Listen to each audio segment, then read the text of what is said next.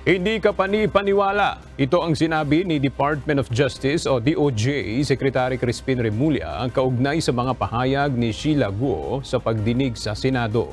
Si Sheila Guo ay kapatid ni dismiss Bamban Mayor Alice Guo.